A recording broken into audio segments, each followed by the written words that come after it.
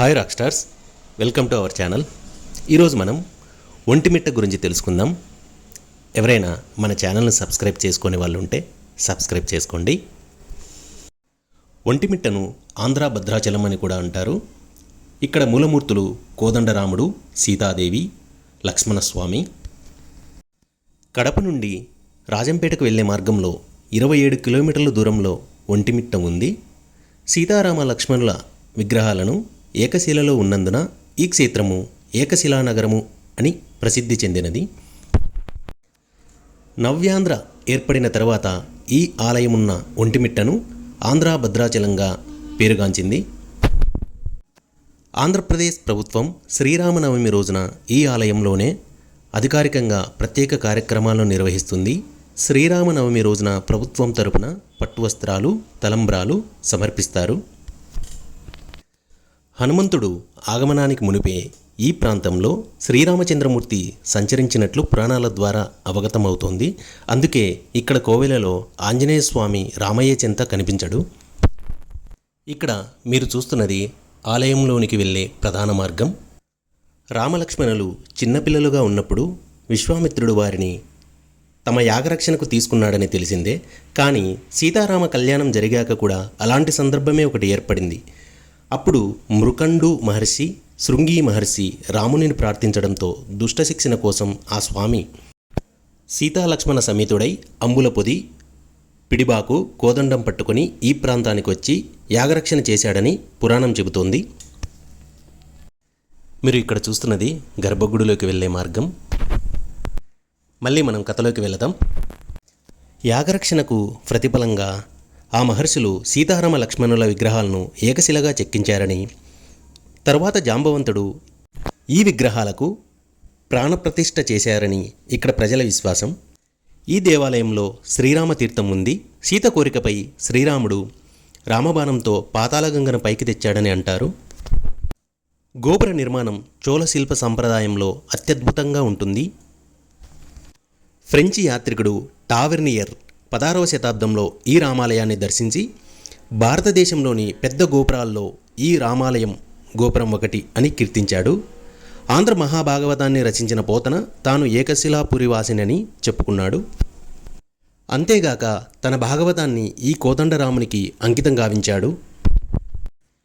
ఈ కోదండ రామాలయానికి 3 గోపుర ద్వారాలున్నాయి. ఆలయ ముఖద్వారం ఎత్తు సుమారు 160 అడుగులు, 32 శిలాస్తంభాలతో రంగమండపం నిర్మించబడింది. గోపురాలు చోళ పద్ధతిలో నిర్మించబడినాయి. రంగమండపం విజయనగర శిల్పాలను పోలి ఉంటుంది.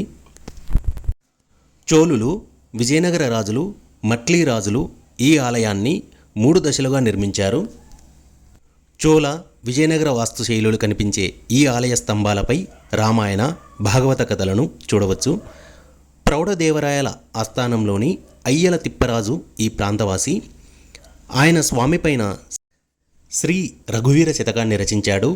ఇతని మనవడే అష్టదిగ్గజాల్లో ఒకడైన అయ్యలరాజు రామభద్రుడు. ఇక తెలుగువారు అమితంగా ఇష్టపడే మందార మకరందం లాంటి సహజ సరళ కవి బమ్మెరపోతన జన్మస్థలాన్ని గురించి ఎన్నో రకాల వివాదాలున్నప్పటికీ ఆయన రచించిన భాగవతాన్ని అంకితమిచ్చింది మాత్రం ఈ కోదండరాముడికే. ఈ సహజ కవి విగ్రహాన్ని ఆలయంలో మీరు దర్శించవచ్చు. అన్నమాచార్యుడు ఈ ఆలయాన్ని దర్శించి స్వామి మీద కొన్ని కీర్తనలు రచించారు. గుడి ఎదురుగా సంజీవరాయ దేవాలయం, పక్కగా రథశాల, రథం ఉన్నాయి. ఈ ఆలయ నిర్వహణను ఆంధ్రప్రదేశ్ ప్రభుత్వం తిరుమల తిరుపతి దేవస్థానమునకు అప్పగించింది. ఒంటిమిట్ట పేరులో ఒంటి పూర్వపదం, మిట్ట ఉత్తరపదం.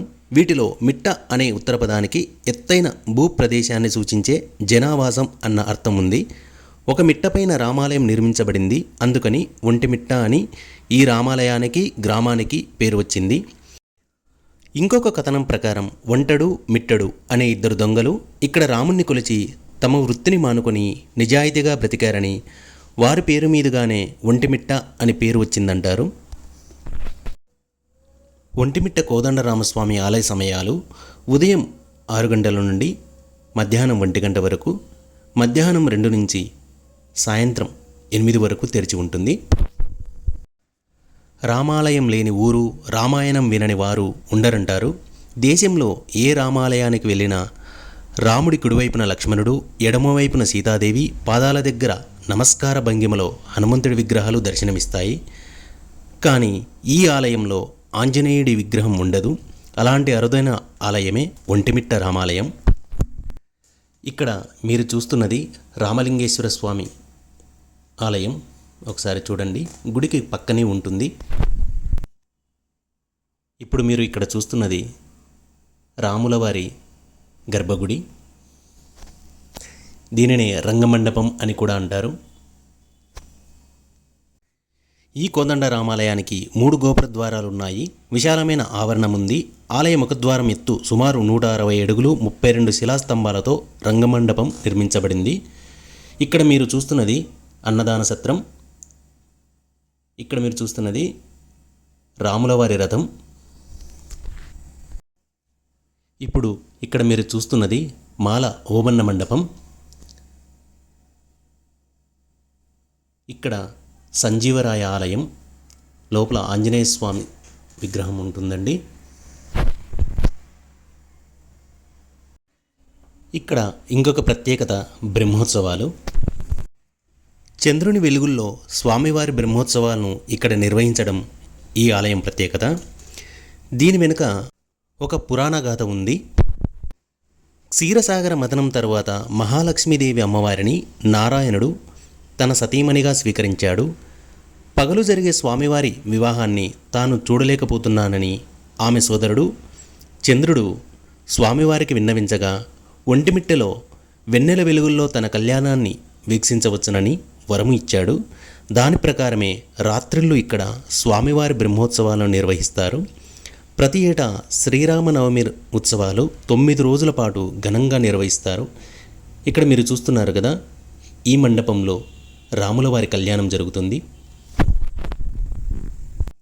ఇక్కడ రాములవారి కళ్యాణం అత్యంత అద్భుతంగా జరుగుతుంది.